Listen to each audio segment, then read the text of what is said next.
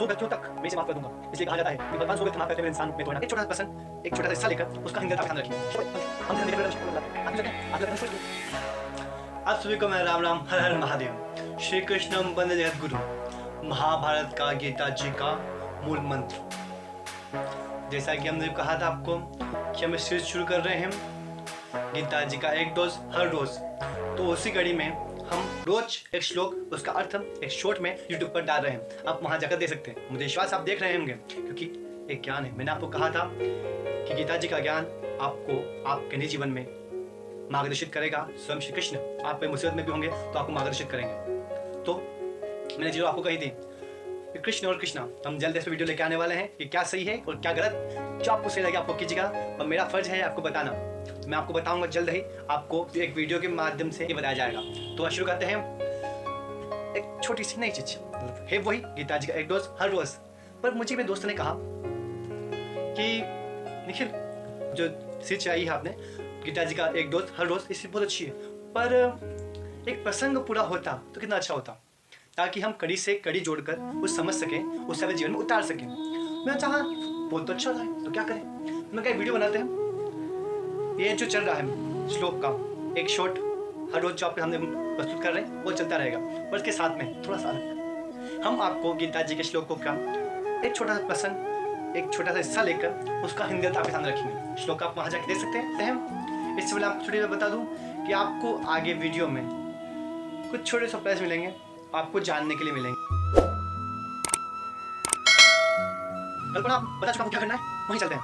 तो महाराज धृतराष्ट्र बैठे हुए हैं, संजय के पास बैठे हुए हैं, और महाराज धृतराष्ट्र संजय से एक प्रश्न पूछते हैं कि संजय, धर्मक्षेत्र कुरुक्षेत्र में युद्ध की इच्छा से एकत्र हुए मेरे और पांडु के पुत्र अर्थात कौरव और पांडव क्या कर रहे हैं, किम करो तुम। छोटी सी बात, धर्मक्षेत्र क्यों कहा गया, कुरुक्षेत्र क्यों कहा गया, क्या आपको पता है कि कुरुक्षेत्र क्यों है, धर्मक्षेत्र क्यों है? नहीं, तो मैं बताता हूँ। कुरुक्षेत्र मतलब गीता जी से पढ़कर मैंने खुद ने पढ़ा है अभी। कुरुक्षेत्र इसलिए कहा गया क्योंकि ये जो भूमि है जहाँ लड़ रहे हैं वो कुरु की भूमि। और कुरु कौन है? कुरु है पांडव और कौरव दोनों के पूर्वज हैं, महाराजा कुरु। अब धर्मक्षेत्र क्यों कहा गया? धर्मक्षेत्र कुरुक्षेत्र, धर्मक्षेत्र इसलिए कहा गया कि पूर्व में यहाँ पर देवताओं ने यज्ञ आदि की प्रकरण किए हुए हैं और महाराजा कुरु ने यहाँ तपस्या की है, इसलिए जो पूरा क्षेत्र है ये धर्मक्षेत्र कहा गया। इसलिए महाराज धृतराष्ट्र संजय से पूछते हैं कि धर्मक्षेत्र कुरुक्षेत्र में युद्ध की इच्छा से एकत्र हुए मेरे और पांडु के पुत्रों ने क्या किया? इसके जवाब में संजय, जिसके पास दिव्यदृष्टि है, महर्षि वेदव्यास ने जिन दिव्यदृष्टि दी है, जो सैनिकों के मन में क्या चल रहा है ये भी सुन सकते हैं, ये भी समझ सकते हैं, ये भी जान सकते हैं, उनको दृष्टि दी गई। वो कहते हैं कि महाराज, पांडवों की अतः सेना जो कि वज्र व्यूह में खड़ी है। वज्र व्यूह ये क्या हो रहा है भैया?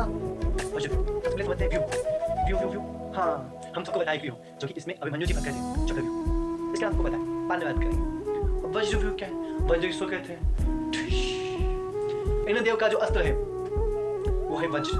उसकी जो आकृति है उसके अनुरूप, उसके रूप में जो पांडवों की सेना है वो व्यवस्थित हुई है, खड़ी हुई है। तब उस सेना को देखकर दृष्टा दुर्योधन ने उसे देखा और फिर वो आचार्य द्रोणाचार्य के पास जाते हैं। अब द्रोणाचार्य के पास भी जाते हैं, वो चाहते पितामह के पास भी जा सकते थे, किंतु दुर्योधन है भैया चालाक, तो वो गए आचार्य द्रोणाचार्य के पास। देखा जाए दोनों ही बड़े हैं, आचार्य द्रोणाचार्य बड़े हैं और पितामह बड़े हैं, पर पितामह तो अपने हैं, दादाजी हैं, उन्हें कुछ उसके लिए मना लेंगे, परिवार के है ना। लेकिन द्रोणाचार्य जी गुरु हैं और विशेष कृपा है अर्जुन पर, जो कि पांडवों की सेना में है, जो 5 पांडवों में से एक पांडव है, बड़ा महत्वपूर्ण पांडव। इसलिए पहले उनको दूसरों मना लेते, अपने तो क्या मना ही लेंगे। याद रखिएगा, सीखना है। तो दुर्योधन कहता है, हे आचार्य, आपके शिष्य द्रुपदपुत्र ने पांडवों की सेना को कितने अच्छे ढंग से सुव्यवस्थित किया है। यहाँ अब छोटी सी जानने वाली बात, दुर्योधन ने द्रुपदपुत्र ही क्यों कहा? वो चाहता तो दशद्युम्न भी कह सकता था, जो कि उसका नाम है, पर उसने द्रुपदपुत्र कहा। इसका बहुत बड़ा कारण है। महाराज द्रुपद जो थे दशद्युम्न के पिता, वो और आचार्य द्रोण पूर्व में बहुत अच्छे मित्र हुआ करते थे, प्रगाढ़ मित्र। किंतु कालांतर में कुछ ऐसा घटित हुआ कि महाराज द्रुपद वो आचार्य द्रोण में भेदभाव उत्पन्न हो गया, 36 का आंकड़ा हो गया। और ये जो दशद्युम्न है ये यज्ञ से पैदा हुआ है। द्रौपदी और दोनों भाई बहन हैं, यज्ञ से इसलिए पैदा हुए हैं ताकि यह आचार्य द्रोण को यानी द्रोणाचार्य को मृत्यु दे सके। और सबसे बड़ी बात तो यह है कि ये जो दशद्युम्न है ये आचार्य द्रोण का शिष्य भी है, जबकि द्रोणाचार्य को पता है कि मेरे मृत्यु का कारण बनेगा, तो भी उनने इसे शिक्षा दी। इसलिए यह बात याद दिलाने के लिए दुर्योधन ने सबने आचार्य द्रोण को कहा कि ये द्रुपद पुत्र, ताकि द्रोणाचार्य को उस वीर भाव जो है वो फिर से याद है। इसलिए दुर्योधन ने द्रुपद पुत्र कहा ताकि आचार्य द्रोण को याद आ सके कि ये आपका शत्रु है, ये वीर भावी है। आगे दुर्योधन कहता है कि आचार्य, इस बड़ी बड़ी सेना को देखिए, इसमें कौन कौन महावीर है। अर्थात ये दुर्योधन आचार्य बता रहा है कि यहाँ कौन कौन से महावीर हैं जो पांडवों की सेना उपस्थित है। फिर बताता है कि यहाँ बड़े बड़े धनुषधारी, अब बड़े धनुषधारी महिषांश जो नाम दिया गया है गीता जी में श्लोक में, ये कहने का तात्पर्य क्या है? महिषांश बड़े बड़े धनुष, हम फैशन देखे छोटे धनुष अपना चलाए, आज के तो चलते हैं, आज तो चलते हैं धनुष छोटे छोटे से, पहले तो बड़े बड़े भारी भारी, जिनकी पतंचा खींचने के लिए बहुत दम लगाना पड़ता था, वो कि छोटे मोटे व्यक्ति की बात नहीं होती थी, इसलिए उसको कहा गया महिषांश, बड़े बड़े धनुधारी। इस तरह से भीम और अर्जुन के समान, मतलब इस सेना में सिर्फ भीम और अर्जुन ही बड़े धनुधारी नहीं है। वो आगे बताता है कि कौन कौन है। वो बताता है दुर्योधन सबसे नाम देता है युधान का, जिसे सात्विकी भी कहा गया है। ये सात्विकी अर्जुन का शिष्य है। यहाँ बात बताने वाली योग्य बात यह है कि आचार्य ने अर्जुन को कहा था कि मेरी पूरी कोशिश होगी कि तुम विश्व के इस पूरे धरातल के अच्छे धनुधर बनो। और अर्जुन जो है वो किसी को शिक्षा दे रहा है और उसे अपने पक्ष में युद्ध लड़ा रहा है, वो है सात्विकी। अगला नाम जो दुर्योधन लेता है वो लेता है विराट का, राजा विराट का। इनसे कोई दुश्मनी नहीं है द्रोणाचार्य की। अगला नाम महाराज द्रुपद का, जिसके बारे में बात कर चुके हैं कि राजा द्रुपद कौन थे। तेरा नाम लेता है दृष्टकेतु का। इसके पिता को यानी शिशुपाल को आपको याद है, श्री कृष्ण भगवान ने एक वचन दिया था उनकी बुआ को कि 100 गलतियों तक मैं इसे माफ कर दूंगा। इसलिए कहा जाता है कि भगवान 100 गलतियां माफ करते हुए इंसान हूं, मैं तो ना कर सकता हूँ। तो श्री कृष्ण जो कि पांडवों की सेना में है, उनके पक्ष में लड़ रहा है दृष्टकेतु, जो कि शिशुपाल का पुत्र है। अगला नाम लेता है वो चेकितान का और बलवान काशीराज का।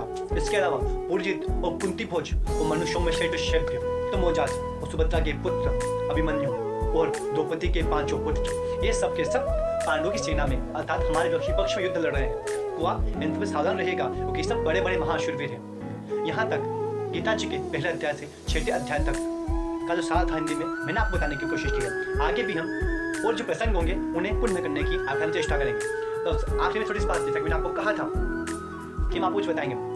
तो क्या आपको पता है कि बिलपत्र कब कब तोड़ने चाहिए? क्या आपको पता है तुलसी दल कब कब तोड़ने चाहिए? अगर नहीं है, जल्द ही हम इसके ऊपर भी वीडियो लेके आएंगे मन की बात में।